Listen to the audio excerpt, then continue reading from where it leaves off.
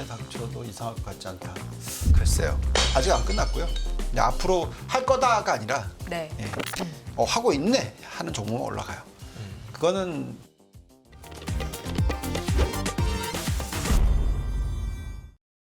유동원 유한타증권 글로벌 자산 배분 본부장님 오랜만에 또 보셨습니다. 네. 어서 오십시오. 요즘 장안의 화제십니다. 제가 이 시점에서 중요한 게 이제 언제 닥쳐도 이상하지 않을 조정이 있을 것도 같아서 그때를 분명히 또 대비를 하고 계실 것 같거든요. 거기에 대한 네. 정답도 함께 좀 풀어볼까요?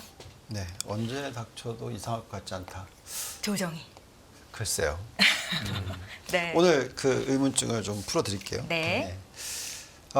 저희가 이제 제목을 보시면은 저희는 계속 투자하셔야 된다. 예, 그렇기 때문에 지금부터 걱정하시냐. 예, 근데 많이들 걱정을 하시니까 네. 예, 계속 요즘에는 그 걱정을 좀 덜어드리려고 노력을 하고 있습니다. 아직 안 끝났고요. 방금 전에 각도기님께서 말씀하셨듯이 1년 땡겨왔다. 글쎄요. 1년짜리일까요? 네, 아무튼 네. 한참 더 갈 것 같다고 저는 생각하고 있어서 네. 그래서 그 부분에 있어서 오늘 좀 얘기를 해보죠. 자, 제가 걱정하는 시기는 언제냐면 그냥 옛날로 치자면 .com 달면 다 올라가는 네. 예. .COT, 네. COM. 네네. 그러니까 지금은 그러니까 .AI가 되면 다 올라가면 그거는 이제 심각한 문제다라는 그렇죠. 말씀이시죠. 예. 네. 근데 전혀 그렇지가 않아요. 예. 그냥 실질적으로 이익이 잡히는 종목만 가요. 근데 앞으로 할 거다가 아니라 네. 예. 하고 있네 하는 종목만 올라가요. 그거는 보통 사이클에 있어서 초입 단계입니다. 예. 거의 많이 가봤자 한 30% 정도 온 그런 단계고요. 그냥 이제 모든 사람들이 다 그냥 모든 거 다 AI 붙이고 있으면 예. 그러면서 이제 주가가 막 모든 종목들이 다 올라가면 네. 예. 심지어 철강 회사들이 AI 얘기하면 네. 예. 그럴 때는 이제 그게 끝이에요. 예. 근데 철강 회사도 AI 할 수 있죠. 그러니까. 예, 가정에 AI 도입을 하면 그러니까. 되는 거니까. 네. 그러니까. 그래서 뭐든지 다 AI 붙이기 시작하면 이제 그때 걱정하시라는 얘기를 해드리겠고요. 네. 지금 현재의 S&P 500의 한번 흐름을 보시면은 이 차트가 참 재밌어요. 피델리티에서 만들어 놓은 차트를 갖고 왔는데 지금 이 회색 선이 이게 보면 탑 10을 보는 거고요. 네. 제일 큰 종목 10개. 네. 그리고 이제 노란색 선이 나머지 490개입니다. 그러니까 이게 지금 네. 이게 지금 과거 평균으로 보면 이게 이제 고점이잖아요. 이게 고민이 좀 많아요. 그리고 테크가 차지하는 비중도 역대 가장 높은 수준의 비중을 차지하고 있는 거죠. 지금. 그렇죠. 이걸 보고 있으면은 이제 2021년도, 2022년 초 그 이제 시장이 피크 쳤었을 때 네. 괜히 벌어진 만큼 지금 벌어졌거나 더 벌어졌잖아요. 예, 그죠? 그리고 테크 주식도 지금 그 전체 시장 대비 테크 비중이 98년, 99년 닷컴 버블 때 수준 근처까지 도달하더라고요. 그때보다는 조금 못한데. 그거는 이제 실적을 가지고 계산하면 좀 다르고요. 네. 어쨌든 간에 요거를 보고 있으면은 이제 2021년 수준까지 올라와 있으니까 이제 걱정을 하시는데요. 네. 저희가 이제 이거를 또 다르게 한번 보시죠. 아까 보시면은 이 차트 요거의 갭은 뭐냐면 보시면은 지금 490개가 요 숫자라면 지금 490개 말고 탑 10으로 계산하면 요 숫자 이건 어느 정도의 갭이냐면 100%의 갭은 아니에요. 그죠? 네. 예. 여기가 제일 꼭지가 8,000이고 밑에가 4,000이니까 요만큼 벌어지면 이게 100%의 차이겠죠. 요만큼 차이라는 건 뭐 한 60% 네. 예, 정도의 차이입니다. 네네. 자, 근데 이제 이 많은 분들이 지금 닷컴버블 때랑 비교를 하시잖아요. 한번 보실래요? 어느 정도 차이가 나는지. 자, 요게 이제 닷컴버블이 나왔었을 때입니다. 보시면은 여기가 딱 바닥이었죠. 10월 달. 그러니까 98년 10월입니다. 네. 여기서부터 100개 기업, 우리가 흔히 말하는 나스닥 기업들. 예. 이 기업은 1년 반 동안에 353% 올랐고요. S&P 500은 요 기간 동안에 68% 올랐어요. 네, 대략 뭐 한 300% 가까운 격차가 나네요. 그죠? 아까 보여드렸던 건 한 60%, 70% 격차라면 네. 예, 요거는 300% 가까이 되는 격차니까 뭔가 좀 다르죠. 지금은 어느 정도의 모습이면 요 정도 모습이에요. 요 정도. 여기입니다. 제가 생각할 때 요 정도. 네. 예. 요게 이렇게 돼버리면 이제 끝나는 건데 요렇게 될 때는 언제냐면 모든 종목이 다 올라갈 때예요. 그러니까 나스닥 100에서 나스닥 100 모든 기업들이 다 올라가야 돼요. 네. 탑 10이 아니라. 네. 예. 그 정도로 돼야지만 그게 우리가 흔히 얘기하는 정말 피크다라고 얘기를 할 수 있을 것 같고요. 그리고 또 어떤 분들은 이제 이런 얘기를 합니다. 지금 현재 빅스 지수가 여기까지 내려와 있잖아요. 바닥이죠. 바닥권입니다. 네, 정말 많이 내려왔다. 네. 12 수준까지 내려와 있다. 이거는 너무 좀 이제 그 변동성이 완화되어 있고. 예, 그래서 너무 리스크가 높지 않냐 네. 이제 이런 걱정들을 많이 하십니다. 근데 이제 저희는 이거를 과거에 그 컵핸들 차트가 만들어지고 나서 즉 전 고점을 돌파하고 나서 그 이후에 사인을 봤었을 때 보면은 이제 우리가 2022년 아까 보여드렸듯이 2022년 초, 2021년 말 이때가 전 고점이었고 올해 초에 그 고점을 다시 뚫기 시작했어요. 이제 그때부터 시작해서 이제 지금 6개월도 안 된 사이클이란 말이죠. 그러면 이게 얼마나 갈 거냐 했었을 때 과거의 예를 보면은 5년짜리가 나와요. 그래서 그 5년짜리로 계산해서 보시면 이제 이런 차트가 나옵니다. 2013년부터 2018년인데요. 요 고점을 다시 뚫기 시작한 게 여기예요. 2013년. 그리고 나서 크게 오르고 한 번 빠지고 다시 크게 오르고 끝납니다. 요게 이제 5년 사이클이고요. 보시면 요때의 빅스 지수가 어땠죠? 아까 보여드렸던 12에서 계속 왔다 갔다 합니다. 그죠? 그래서 이게 얼마나 갈지 몰라요. 그러니까 네. 빅스가 10위까지 내려왔기 때문에 이게 끝났다? 그런 케이스는 없고요. 예. 이게 얼마나 오래 갈지 정답이 없고 요 기간 여기서부터 여기까지 얼마나 올랐냐면 86% 오르고 끝나요. 그러면 지금 요 고점 뚫기 시작해서 S&P 500이 얼마나 올랐냐면 한 17% 정도 올랐습니다. 네. 예, 그래서 그렇게까지 걱정은 저는 안 하고 있는데 많은 분들은 하십니다. 이제 요 사이클 보고 있으면 그래도 뭐 86% 오르는 것 중에 17% 정도 올랐으면은 이제 겨우 뭐 한 60% 정도밖에 안 남은 거 아니냐, 70% 정도밖에 안 남은 거 아니냐 이 정도 생각하실 수 있겠는데 그 옛날로 되돌아가 보면 많은 분들이 닥한버블이랑 비교를 한다고 얘기했잖아요. 옛날로 되돌아가 볼게요. 옛날로 되돌아가 보면 요 차트 잘 안 보이시죠 여기 너무 작아 보이죠. 요게 똑같은 예입니다. 이게 뭐냐면 그 금리를 처음으로 마지막으로 죄송합니다. 금리를 마지막으로 올리고 나서의 꼭지였어요. 그래서 여기 보시면 483을 밑으로 내려갔다가 요걸 다시 뚫고 올라가기 시작했을 때부터 시작해서 여기서부터 또 여기까지가 5년짜리입니다. 근데 요게 너무나 작게 보이죠. 왜냐면 너무 많이 오르니까. 네. 예, 여기서부터 여기까지가 200% 오르는 장이에요. 그럼 만약에 겨우 17%밖에 안 올랐으면 어떡해요? 그죠? 그래서 정답은 없다라는 겁니다.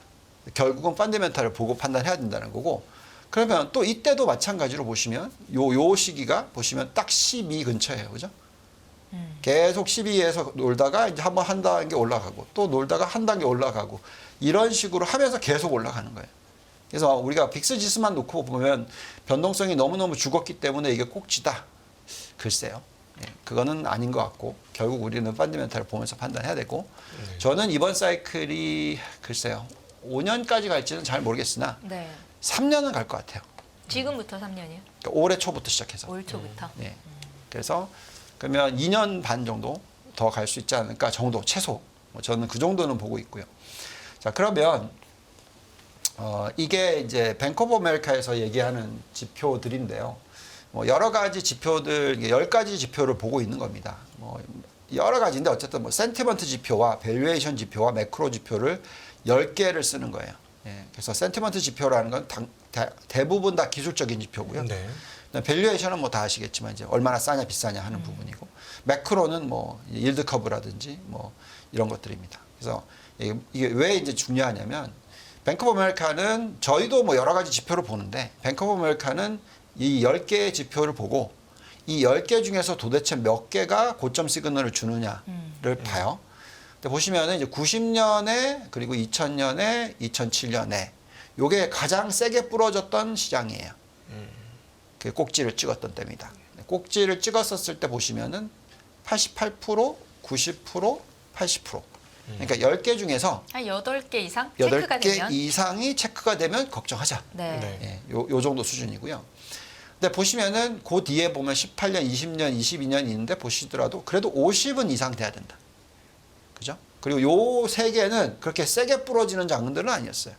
물론 코로나19도 떨어졌지만 이제 굉장히 빠르게 다시 회복했고요. 네. 예, 그래서 그럼 지금 어땠냐? 지난 6개월 동안에 어땠냐? 보시면은 다 30에서 40. 요때만 3월 달에 50 갔어요. 4월 달에 어떻게 됐죠? 장이 좀 빠졌었죠. 그리고 나서 다시 4월 확인했는데 40으로 떨어졌습니다. 또 올라가죠. 결국 무슨 얘기냐면 지금 겨우 10개 중에서 3개에서 4개 정도만 고점 시그널을 주고 있다. 음. 그러면 저는 이걸 보고 있으면은 그래도 8개는 돼야지. 까지 계속 저희는 좋게 볼 겁니다. 네. 예. 그리고 이거 말고 또 저희가 또 들여다보는 지표들이 있어요. 네. 보면서 언제가 피크이냐 고점이냐를 판단하는 건데 많은 분들이 이제 저에 대해서 별명을 지어주시지만 네. 굉장히 긍정론자고 좋게만 본다라고 생각을 하시지만 제가 업계에서 처음에 유명해졌던 이유는 유명했다고 좀 그렇고 많은 사람들이 저를 알아주셨던 이유가 뭐냐면 그때 그 IMF 터지기 전에 네. 예, 리포트가 굉장히 획기적인 게 나왔었기 때문에 네. 그래요. 그래서 우리나라 IMF 경험할 거에 대한 리포트였거든요. 그래서 저는 사실 옛날에는 좀 더 비관론자 쪽으로 네. 사람들이 받아들이셨고 좀 전에 아마 윤 센터장님도 잘 알 겁니다. 저에 대해서. 저희가 리서치 출신이다 보니까. 네. 예, 그래서 그 98년도에 IMF 그리고 또 2006년도에 2007, 8년도에 큰 금융위기 이런 부분들을 보는 지표가 제가 갖고 있는 게 있거든요. 그러니까 그거를 보면서 계속 얘기를 하고 있는 겁니다. 네. 근데 지난 제가 운영을 시작하면서부터 지난 5년 가까이 되는 기간 동안에 2번의 하락장이 있긴 했지만 그거를 저희가 대세 하락장이라고 생각하지 않았잖아요. 네네. 예, 단 한 번도 그렇게 말씀드린 적이 없죠. 네. 근데 어느 시점이 되면 제가 갑자기 돌변을 할 겁니다. 예, 엄청난 대세 하락장이 온다. 네. 앞으로 1년 내지 2년 안에 온다. 라고 얘기를 할 때가 있을 겁니다. 네. 근데 지금은 아니다라는 얘기를 또 해드리는 거고요. 그래서 많이들 걱정들을 하시는데 그렇게까지 걱정 안 하셔도 되지 않을까. 네. 예, 이제 그 얘기를 좀 해드리는 거고요. 참고로 유동 본부장님 왜 저렇게 얘기를 하시느냐면은 네. 과거에 이제 이거 상당히 문제가 심각할 거다라고 이제 예언 비슷한 분석을 하셨어요. 근데 그게 이제 IMF 전이요? 아니죠. 2008년이었나요? 예, 2006년. 2006년 그걸 2006년에 한 거예요. 리먼 사태 이제 미국 상황들이 우리 영화 보면은 빅숏에서도 보면은 일찍 매도 쳐가지고 고생하잖아요. 드럼 치고. 마이클 베리. 네. 그러니까 그 비슷한 한국판 마이클 베리가 되셨던 거예요. 그래서 엄청나게 고생을 했던 거죠. 그러고 나서 결국 그렇게 됐었지만 자기는 수모만 당한 거예요. 그러다 보니까 고점이라는 신호를 그 신호가 왔다고 빨리 결정하지 말고 충분히 끝까지 지켜보고 확인하자는 걸로 지금 말씀을 하고 계신 거예요. 네, 그래서 이해했습니다. 지금 뭐 몇 가지 시그널은 문제가 있다라고 아마 우리 유동훈 본부장님도 생각을 하실 텐데 그 시그널을 가지고 당장 지금 결정하면 그게 1년, 2년 빨라 버리면 좀 심각한 후유증이 남을 수도 있다라는 맞습니다. 기조로 말씀을 하시는 겁니다. 네. 네, 그래서 저희는 이 지수에 대한 고점을 봤다고 판단하지 않고요. 그래서 이제 올해 연초 기억하시는지 모르겠지만 S&P 500에 대한 전망치가 여기 좀 올려주시면은 이게 연초에 예측했던 숫자들입니다. 보시면은 가장 안 좋게 봤던 때가 JP 모건 4,200 봤고요. 그리고 뭐 모건 스탠리도 4,500 봤었고, 그죠? 이게 이제 올해 연말에 대한 예측치였어요. 그리고 가장 저희랑 비슷하게 본 데가 야디니 리서치. 예, 5,400을 봤습니다. 네. 기억하시는지 모르겠지만 각도님은 기억하시겠죠. 제가 연초에 S&P 500 한 5,400에서 5,500 정도. 예, 그러니까 야디니 리서치하고 상당히 비슷했었고 연초에 얘기했었을 때. 그러다가 한 2월 지나고 나서 다시 들여다보니까 3월 정도 됐었을 때 저희가 5,700에서 5,800 정도. 예, 요 정도로 얘기를 해드리고 있었어요. 그리고 그때가 이제 톰리 씨가 아마 5,700 정도 부르고 계셨던 것 같습니다. 제 네. 기억으로는. 근데 이제 어쩔 수 없이 전망치가 바뀔 수밖에 없었죠. 왜 S&P 500 지수가 모든 하우스들의 전망치보다 더 높아졌으니까. 예. 5,400을 뚫어버리니까 모든 하우스들이 다 지금 이제 잘못돼 있는 거죠. 네. 그러니까 이제 지난주부터 시작해서 바뀌기 시작했어요. 그래서 자꾸 이제 이 전망치에 대한 그 업그레이드가 되고 있죠. 그래서 이제 제일 먼저 한 데가 모겐 스탠리. 네. 그래서 이제 모겐 스탠리에서 얘기하는 거는 또 이제 밴드를 줍니다. 최소 5,600에서 많이 가면 6,300까지 네. 뭐 이런 식으로. 육자가 앞에 달리기 시작했습니다. 예, 예. 네. 그런 식으로 지금 얘기를 하고 있어요. 그럼 저희는 그럼 어떻게 생각하냐 이거에 대해서 올해는 6자는 안 볼 것 같다 정도. 만약 6을 보게 되면은 저는 이제 어떻게 생각이 바뀌게 될 거냐면 이번 사이클은 정말 세고 굵게 들어오고 끝나겠구나. 짧게 끝난다. 5년 네. 이렇게 가는 게 아니라 네. 차라리 그냥 5,700, 800 정도까지 오르고 그만하고 네. 또 내년에 또 한 20% 정도 오르고 네. 그만하고 이런 식으로 올라가야지 그냥 네. 급등을 계속 해버리면 이게 이제 아까 이 후유증이 남는 그런 상승이 되거든요. 그래서 이제 그걸 지켜볼 거고요. 요 지표를 그러면 이제 어떻게 네. 예측을 하게 되는 거냐면 이 정도로 볼 수 있을 이유는 뭐냐면 펀더멘탈 뒷받침 되기 때문에 저렇게 볼 수가 있는 겁니다. 예를 들어서 올해 이익 증가율이 없다. 그러면 저 지수가 말이 안 돼요. 네. 근데 지금 여기 보시면은 올해 이익 증가율이 2자릿수다. 라고 지금 예측이 들어오고 있어요. 네네. 그리고 1, 4분기 실적 나온 거와 전반적인 내용을 보고 있으면은 충분히 가능하다. 왜냐하면 올해 1, 4분기 이익 증가율이 제가 기억하기로는 거의 한 7% 정도 나왔거든요. 네. 예. 증가가. 예, 예. 그러니까 연말로 갈수록 충분히 마진이 높아지고 있어서 예. 그러니까 우리가 흔히 얘기하는 이제 순이익 마진율이라고 하는 건데 이게 지금 거의 12% 수준 근처까지 올라오고 있거든요. 예, 그래서 그렇게 보고 있으면은 매출 증가율이 한 4, 5% 정도 되니까 반면에 이익 증가율이 더 높아진다. 네. 이건 맞고요. 그 다음에 이제 더 중요한 거는 이제 오른쪽 끝을 보시면은 이게 14.2%, 그러니까 즉 내년도가 내년이 또 14.2% 올라간다라는 네. 게 들어가 있어요.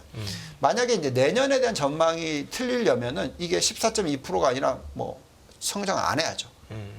그거에 대한 또 이제 저희가 확인을 해야 되는데 이건 저희가 예측하는 게 아니고요. 이게 컨센서스입니다. 네네. 하우스들이 네네. 가지고 있는 추정치를 가지고 전망을 하는 겁니다.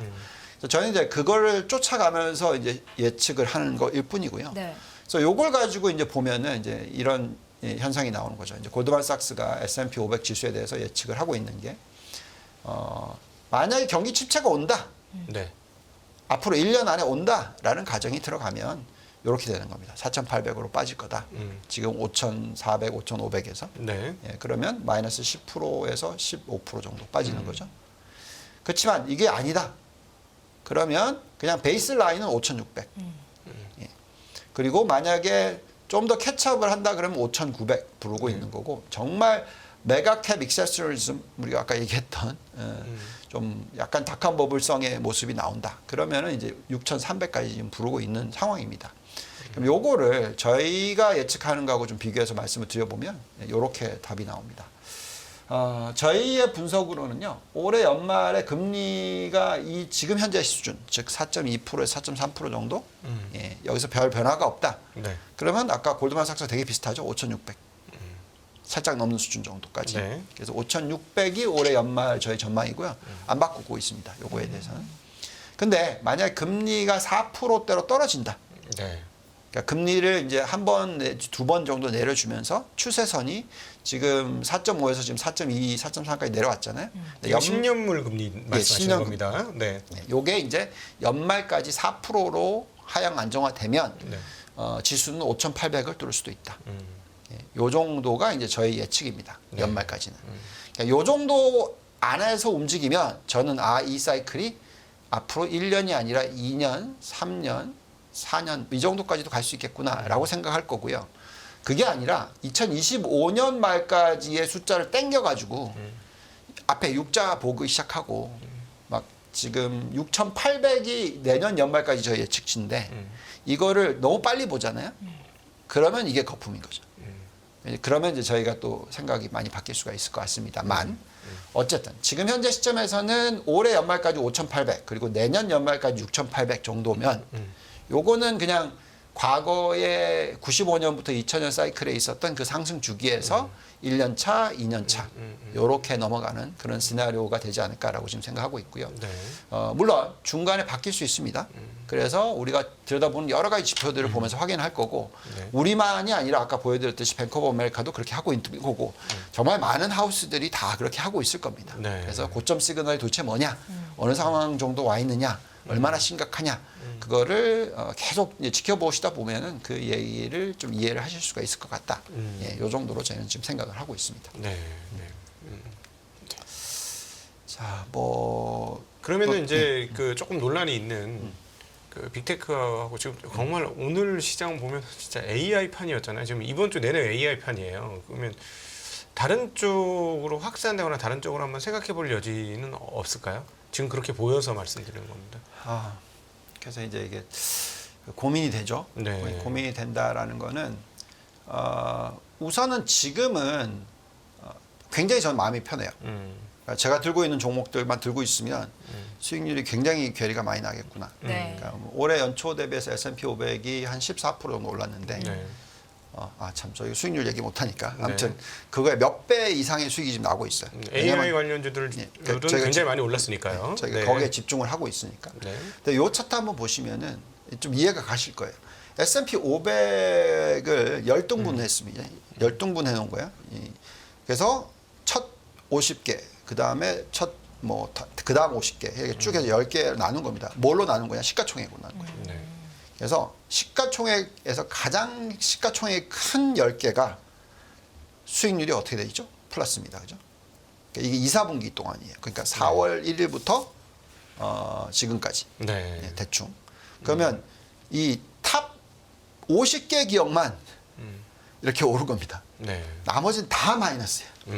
S&P조차도 예. 러셀 2000만 그런 게 아니라 네. 예, 지금 그러니까 러셀 2000 마이너스잖아요, 지금. 예. 그러니까 이게 무슨 얘기냐면 그냥 탑 50개만 오른 거예요. 네. 그러니까 나스닥도 네. 나스닥의 종목이 몇 개인지 아세요? 3,000개예요, 3,000개. 네. 그 안에서 50개만 오른 겁니다. 네. 이게 어느 정도로 이제 집중이 돼 있는 건지 알겠죠. 네, 그리고 예. 워낙 시가총액 규모가 뭐 3조 달러짜리가 몇 개가 됐으니까 네. 사실은 3조 달러라고 하면 우리나라 돈으로 거의 4천조 원이에요. 한 기업 네. 한 개당 4천조 원이니까 우리나라 시가총액이 시가총액의 2배인가요? 2배 가까이 되죠. 우리나라가 한 2,400, 2,500조 정도 거래소 기준 2,500조 정도 되니까 기업 한 개가 그게 막 3%씩 움직이고 예, 그러니까 어저께. 그 걔네들만 움직여도 지수는 움직이는 거예요. 미국도. 네. 예. 예. 그 보시면 S&P 500의 가장 작은 50개 기업은 자그마치 마이너스 10%예요. 똑같은 기간에. 네. 이 차이, 이 괴리가 이렇게 지금 벌어져 있기 때문에 그러니까 저는 이제 만약에 정말로 지수가 꼭지를 치려면 네. 나스닥 100기업 중에서 지금 50개가 아니라 나머지 50개가 더 올라가고요. 그 다음에 이제 S&P 500 기준으로서 모든 나머지 450개 기업이 다 올라가고 이런 모습을 보이면 그때는 저는 이제 열심히 헤징을 하고 있을 겁니다. 그래도 본부장님 입장에서는 이제 올해 S&P 500을 평균 수준으로 봤을 때 지금 자리에서 한 4% 정도 상승 여력이 있다고 하셨고 좋으면 한 7% 정도 상승 여력이 있다고 하셨는데 이거보다 더 높은 수익을 얻고자 노력을 하실 것 같거든요. 그래서 바닥 대비 덜 오른 종목이나 투자 아이디어를 분명히 어느 쪽에서 찾으셨을 것 같아서 우리 시청자분들을 위해서 좀 나눠주실 게 있을까요? 네. 예, 아직은 그렇게까지 하시기에는 너무 빨라요. 네. 이동하시기에는 빠르다는 말씀이시죠. 네. 그러니까 아직은 여전히 탑 50개 기업에 초점 맞추시는 게 맞아요. 그 뭐 예를 들면은 물론 엔비디아는 좀 많이 올랐다라고 친다면 그러니까 엔비디아 외에 엔비디아와 연결되어 있는 실적을 가지고 있는 기업들 중에서 좀 덜 오르는 기업들 찾아셔야죠. 네. 예, 그런 노력을 하시는 게 맞고 네. 아예 이거를 배제시키고 그냥 다른 산업, 뭐 예를 들어서 뭐 푸드 앤 베브리지, 음식료, 뭐 아니면 뭐 통신, 뭐 건설, 뭐 등등을 보실 수도 있거든요. 네, 거기서 찾으려고 하시면은 안 돼요. 지금은 아직까지는. 그런 건 언제 하셔야 되냐면 미 연준이 기준금리를 이미 내리기 시작해서 네. 무슨 얘기냐? 왜 미 연준이 기준금리를 내리죠? 아 이게 경기가 안 좋아질 것 같으니까 내리는 거예요. 네. 그러면 금리를 내려줬었을 때 경기가 좋아지거나 도움이 되는 산업들이 드디어 움직이기 시작하겠죠. 네. 그러니까 그러면 이제 금리 민감한 중소형주가 될 수도 있는 거고, 네. 금리 민감한 건설 업종이 될 수도 있는 거고, 금리 민감한 뭐 금융사가 될 수도 있는 거고, 뭐 여러 가지가 있을 거예요. 근데 그거는 언제 실질적으로 실적과 연결이 되느냐? 금리를 내려야죠. 네네. 내리지도 않았는데 실적과 연결될 리는 없잖아요. 그러면 무슨 얘기냐? 올해 9월이나 뭐 11월 달에 금리를 내린다고 지금 예측이 되고 있죠. 지금 전망을 보고 있으면 요 정도인데요. 네. 한번 보시면은 9월 달에 내릴 확률이 지금 70%가 넘어섰고 11월 달에 내릴 확률이 80% 넘어섰고 어쨌든 간에 올해 연말까지는 100% 근처까지 한 번은 내린다. 한 번 내린다. 자, 그럼 그냥 네. 가장 뒤로 늦춥시다. 네. 그래서 12월에 내린다라고 쳐요. 네. 그럼 그때부터 이제 실적에 어느 정도 영향을 미치겠죠. 그러면 보통 언제 이 금리 민감한 업종과 종목을 들여다봐야 되느냐? 6개월 뒤입니다. 네. 그래서 12월에 내려주면 내년 5월부터 보시면 돼요. 네. 만약에 9월 내려주면 내년 3월부터 보시면 돼요. 6개월 뒤부터 보셔도 안 늦다라는 겁니다. 그래서 지금은 여전히 엔비디아 AI에 초점을 두시면 여기서 연결되어 있는 업종들, 종목들. 그러다 보니까 TSMC가 나오는 거고 그러다 보니까 우리나라도 삼성전자가 아닌 SK 하이닉스가 나오는 거고 그죠? 예. 그리고 저희가 그러다 보니까 베트남이 지금 나와요. 네. 되게 재밌는 얘기인데 저희가 베트남을 좀 보고 있는데요. 그 이유를 한번 예, 좀 보여드리면 이런 데이터가 있어요. 베트남에 지금 이 돈이 흘러 들어가는 모습이라든지 죄송합니다. 조금 예, 여기 있네요. 자, 지금 보시면 중국 비중이 줄고 베트남 비중이 늘고 있다라는 건 지금 확연하게 나타나는 현상이고요. 네. 그다음에 심지어 이런 얘기까지 하는데 미국의 중소형주 IT 관련주보다도 아시아 지역에 있는 IT 관련주들에 대한 관심이 필요하다. 네. 예, 그래서 그게 이제 왜 그러냐면 우선 왼쪽을 보시면은 베트남에서 미국으로 가고 있는 수출 비중이 정말 높아요, 이제. 중국에서 많이 가던 게 요즘에는 이제 베트남이 상당히 많이 차지를 하기 시작했죠. 그것도 있고요. 그다음에 이제 오른쪽 도표는 뭐냐면 애플의 부품을 공급하는 회사들. 근데 국가별로 나눈 겁니다. 근데 대부분 보시면은 엄청나게 성장을 하고 있는 쪽이 어딘가요? 대만. 1등이 대만입니다. 네. 그다음 2등이 한국. 3등이 베트남인데 보시면 베트남이 2023년에는 우리를 뛰어넘었어. 예. 그래서 이 모습을 보고 있으면 저희는 베트남을 봐야 된다.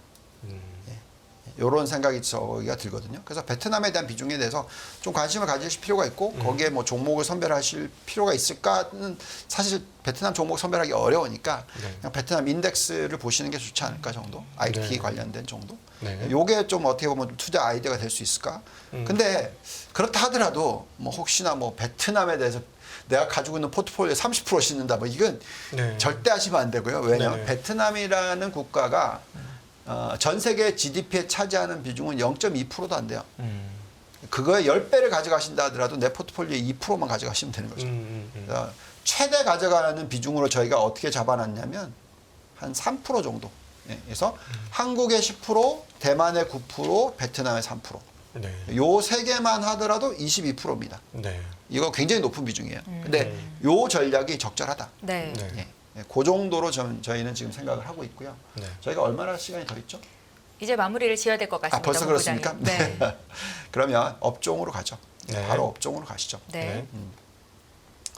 업종이 저희는 여전히 또 말씀을 드립니다만 아직까지는 다른 쪽까지 들여다보기에는 좀 힘들다. 네. 그래서 여전히 그냥 AI와 연결되어 있는 이 관련된 종목들에 대해서 관심이 많고요. 네. 그게 어쩔 수 없이 성장주가 됩니다. 예, 그래서 대형 기술주 위주의 이 IT 산업에 대한 투자 또는 나스닥 100에 대한 투자 또는 우리가 흔히 얘기하는 성장주 러셀 1000 그러니까 1등부터 1000위까지의 기업들의 성장주, 기술주들. 예. 그러니까 거기에 대해서 초점을 맞추는 전략이 가장 적절하다고 생각하고 있고요. 그 안에서 보통 그러면 IT만 있냐? 그렇지 않아요. 예, 뭐 전기차 부분도 있고, 바이오 헬스케어도 있고, 신재생 에너지도 있습니다. 그래서 요 세 개의 업종은 전기차, 바이오, 신재생 에너지는 좀 더 금리에 민감해요. 왜냐하면 부채 비율이 좀 높은 편이라서. 네. IT 기업들은 사실 부채 비율이 안 높아요. 뭐 여기 애플도 포함되어 있고 뭐 다 아시겠지만 워낙 현금 흐름이 좋다 보니까 심지어 네. 테슬라도 현금 흐름이 좋으니까. 예. 그래서 저희가 생각할 때는 금리와 좀 더 예민하고 AI 사이클과 연결돼 있고. 뭐 그래서 뭐 대표적인 종목들 중에서 예를 들어서 전력이 많이 필요하다. 그러면 신재생 에너지에서 가장 잘 나가는 종목 하나 뽑아놓고. 네. 뭐 또 이제 바이오 같은 경우에는 이 AI 칩을 이용해서 시작 개발을 하는 데 있어서 훨씬 도움을 준다. 그러면 가장 잘 나가는 종목 하나 정도 뽑아놓고 네. 또 신재생 전기차 부품 중에서 뭐 당연히 이제 AI 칩을 해서 하드웨어를 막 깔아놓으면 그걸 이용을 해서 데이터 센터를 이용을 해서 뭐 우리가 얘기하는 자율주행을 할 거고 예, 등등. 그래서 관련돼 있는 기업들을 좀 뽑아보고 네. 요 정도의 노력 지금 현재 시점에서는. 그러니까 긴 사이클로 놓고 봤을 때 아직은 예, 수익을 창출해낼 게 많다. 네. 그래서 이럴 때가 저희는 가장 좋아요. 왜냐하면 아직 먹을 게 많잖아요. 근데 이번에 젠슨 왕이 그 컴퓨터엑스에서 로봇을 데리고 나왔어요. 그러니까 AI는 결국 로봇으로 구체가 될 것이다. 이런 느낌이 드는데 네. 그런 자, 이게 굉장히 중요한 포인트인데요. 네. 자, 우선 생성형 AI 부분에 있어서는 예, 서비스 쪽일 거고요. 네. 그다음에 이제 로봇은 우리가 흔히 얘기하는 노동력 부분도 있어요. 그래서 그게 다 압축되면서 들어온다고 생각한다면 네. 글쎄요, 정말 예, 앞으로 얼마나 올라갈지 기대가 됩니다. 네. 네. 네. 예, 오늘은 또 새로운 투자 아이디어를 주셨는데 베트남 ETF도 눈여겨볼 만하다. 그리고 미국 증시 고점 시그널은 유동원 본부장님 나오실 때마다 저희가 체크해 드리도록 할 테니까요. 네. 너무 걱정 마시고 인포맥스 라이브와 함께 해주시면 되겠습니다. 저희 네. 2부 시간 여기서 마무리를 지을게요. 유동원 유한타증권 글로벌 자산배분 본부장님과 함께했습니다. 고맙습니다. 네, 감사합니다. 감사합니다. 안녕하세요. 이승입니다. 더 많은 영상을 보고 싶으신 분들은 화면 오른쪽에 있는 구독 버튼을 눌러주시기 바랍니다. 그리고 영상을 보시면서 좋아요는 필수인 거 아시죠? 항상 인포맥스 라이브를 사랑해 주셔서 감사합니다.